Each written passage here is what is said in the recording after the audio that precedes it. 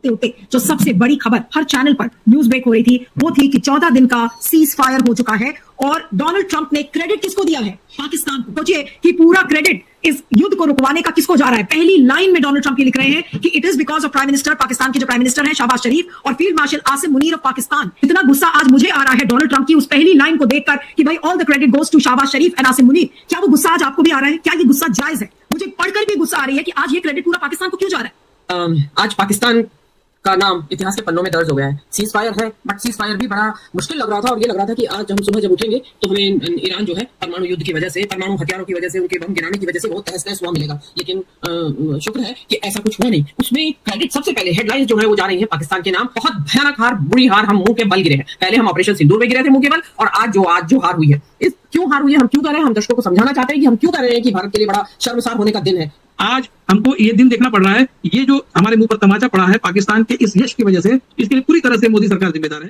कल रात को जब सब सो रहे थे तो सुबह उठते उठते जो सबसे बड़ी खबर हर चैनल पर न्यूज ब्रेक हो रही थी वो थी कि 14 दिन का सीज फायर हो चुका है और डोनाल्ड ट्रंप ने क्रेडिट किसको दिया है? पाकिस्तान को। जी हाँ, मैं इसको थोड़ा सा आपको डिटेल में बताती हूँ और डोनाल्ड ट्रंप की वो ट्वीट भी आपको दिखाऊंगी। अमेरिकी राष्ट्रपति डोनाल्ड ट्रंप ने ईरान पर हमले को 2 हफ्ते के लिए स्थगित करने की घोषणा की है, बशर्ते कि ईरान तुरंत हॉर्मुज की जो खाड़ी है वो खोल दे।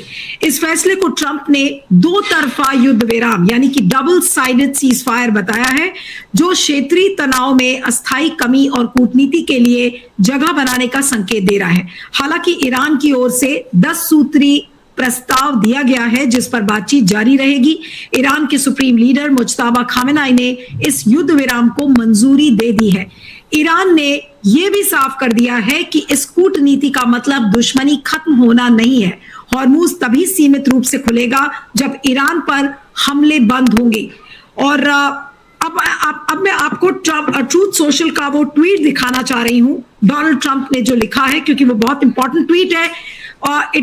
उन्होंने लिखा है कि based on conversations with prime minister Shahbaz Sharif and field marshal Asim Munir. ये सोचिए कि पूरा क्रेडिट इस युद्ध को रुकवाने का किसको जा रहा है? पहली लाइन में डोनाल्ड ट्रंप ये लिख रहे हैं कि it is because of prime minister, Pakistan के जो प्राइम मिनिस्टर हैं शहबाज शरीफ और field marshal Asim Munir of Pakistan, and wherein they requested that I hold off the destructive force being sent tonight to Iran and subject to the Islamic Republic of Iran agreeing to the complete, immediate and safe opening of the Strait of Hormuz.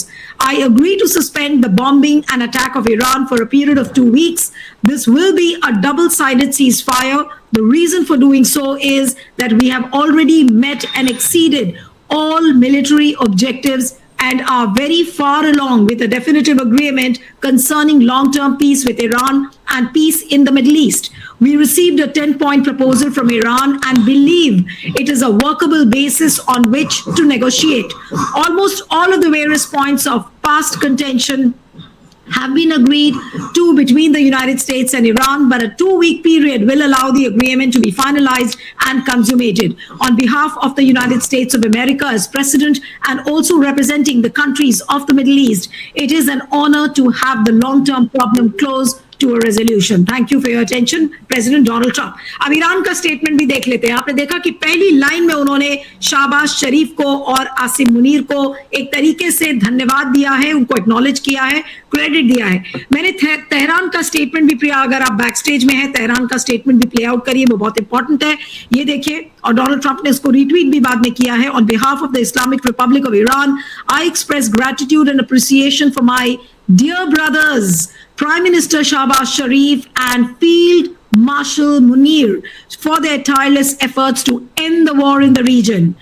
In response to the brotherly request of PM Sharif in his tweet and considering the request by the US for negotiations based on its 15-point proposal as well as announcement by POTUS about the acceptance of the general framework of Iran's 10-point proposal as a basis for negotiations, I hereby declare on behalf of Iran's Supreme National Security Council, if attacks against Iran are halted, our powerful armed forces will seize their defensive operations. For a period of 2 weeks, safe passage through the Strait of Hormuz will be possible via coordination with Iran's armed forces and with the consideration of technical limitations. ये एक अच्छी खबर है, विश्व के लिए एक राहत है, बहुत बड़ी राहत, कि जिस तरीके की मार काट अभी तक चल रही थी कम से कम वो बंद हो जाएगी। हॉर्मूज का जो संकट है 14 दिन के लिए खुलेगा। उम्मीद है कि तेल का संकट, गैस का संकट खत्म होगा। लेकिन डोनाल्ड ट्रंप का ट्वीट देखकर बिल्कुल आग बबूला होने को होता है, क्योंकि आपका रोआ रोआ इस बात को लेकर चिल्लाता है कि आखिर आज पाकिस्तान ने ऐसा कौन सा कमाल कर दिया जो भारत नहीं कर पाया। आज भारत की सरकार क्या सिर्फ फोन खड़खड़ाने के लिए बैठी थी?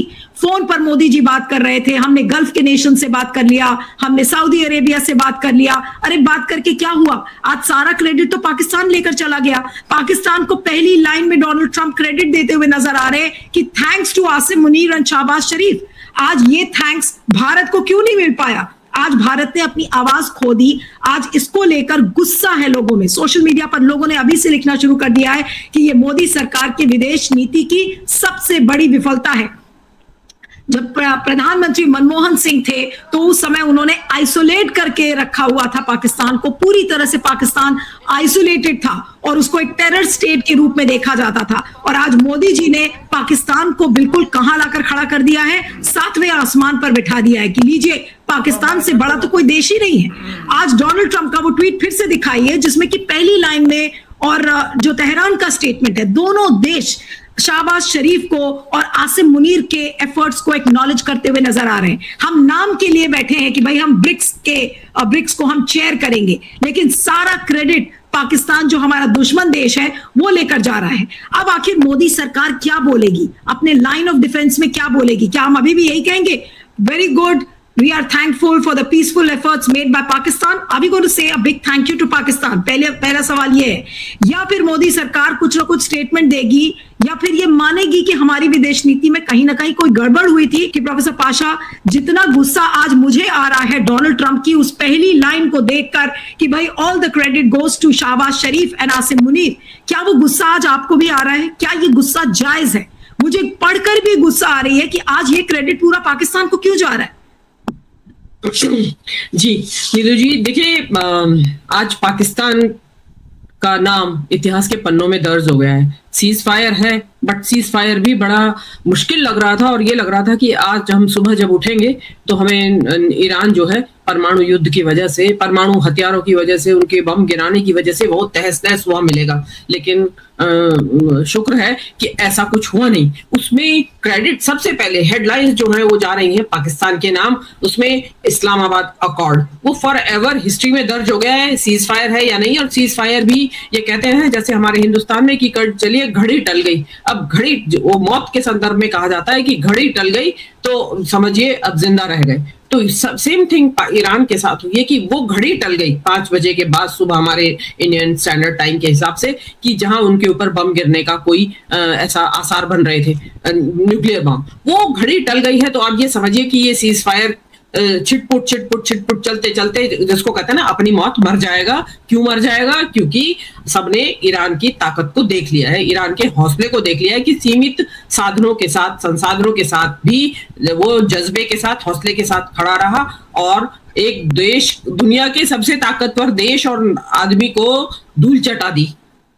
अदरवाइज क्या औकात है ईरान की जो ये उसके ऊपर आ गए हैं, सीज फायर मानने के लिए ट्वीट करके आ रहे हैं। और वो पाकिस्तान का, रही बात आपने पाकिस्तान के संदर्भ में पूछा, तो हमारे लिए जो इस देश के जो सरकार है वर्तमान, भाजपा सरकार, मोदी सरकार, उनकी कूटनीति की, विदेश नीति की बहुत भयानक हार, बुरी हार हम मुंह के बल गिरे हैं। पहले हम ऑपरेशन सिंदूर में गिरे थे मुंह के बल, और आज जो हार हुई है, इस क्यों हार हुई है, हम क्यों कह रहे हैं, हम दर्शकों को समझाना चाहते हैं कि हम क्यों कह रहे हैं कि भारत के लिए बड़ा शर्मसार होने का दिन है।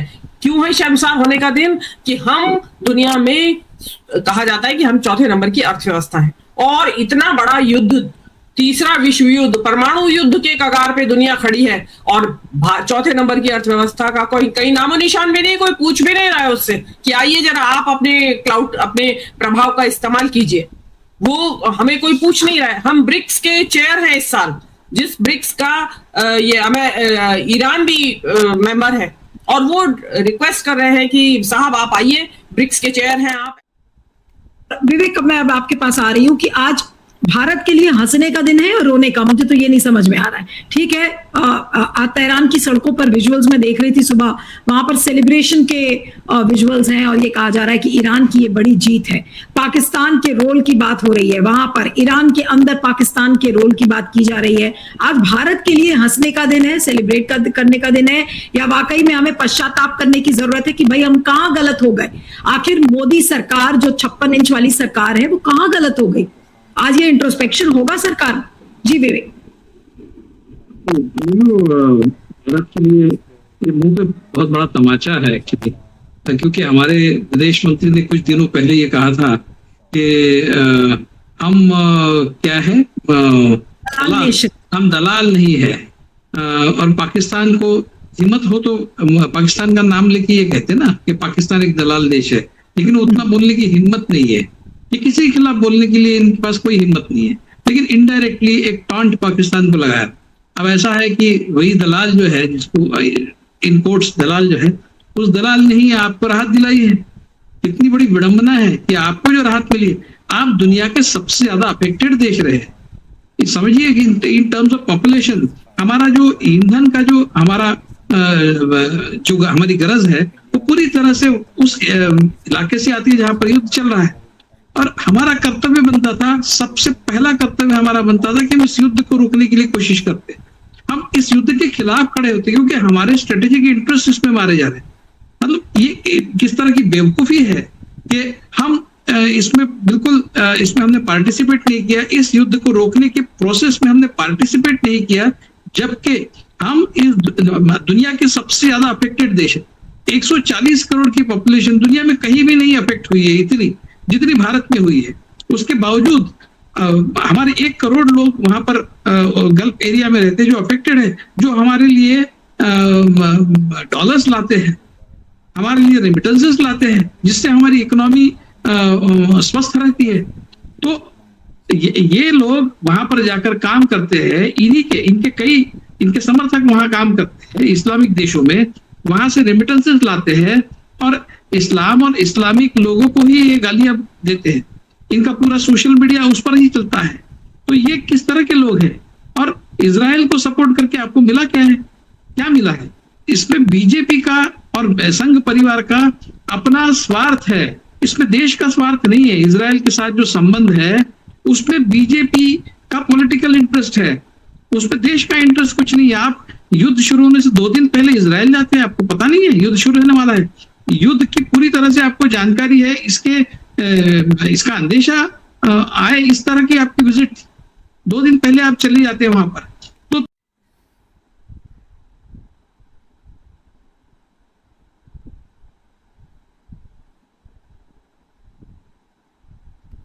कर दिया है हमारे सारे आसपास के जो हमारे देश है, जो एक हमने रीजनल ग्रुप बनाया था सार्क का, उसको भी इन्होंने तहस नहस कर दिया। इस तरह के विश्वगुरु है। आरएसएस के प्रमुख ने कुछ दिनों पहले ये स्टेटमेंट दिया था कि सारा विश्व भारत की ओर देख रहा है और सारे विश्व को ऐसा लगता है कि केवल भारत ही इस युद्ध को रोक सकता है। किस तरह के डिल्यूजन में ये लोग रहते हैं? ये इनकी मतलब ये सिर्फ बीजेपी की नाक नहीं कटी, आरएसएस की, भागवत की भी नाक कटी है। आप भी ने कहा था कुछ दिनों पहले केवल भारत इस युद्ध को रोक सकता है, ऐसा दुनिया को लगता है। और किसने कहा है ऐसा? बताइए आप। दुनिया के किस देश ने ऐसा कहा है कि ये युद्ध केवल भारत ही रोक सकता है? किसका स्टेटमेंट है? किसी ने नहीं कहा, लेकिन ये खुद ही को ये सेल्फ कांग्रेचुलेट। तो दोस्तों ये थी आज की वीडियो। अगर इस किस्म की मज़ीद इंडियन मीडिया के रिएक्शंस आप देखना चाहते हैं तो हमारी वीडियो को लाइक कीजिएगा, चैनल को सब्सक्राइब कीजिएगा और ज़्यादा से ज़्यादा शेयर कीजिएगा ताकि हमारी आने वाली वीडियो आपको बर वक्त मिल सके।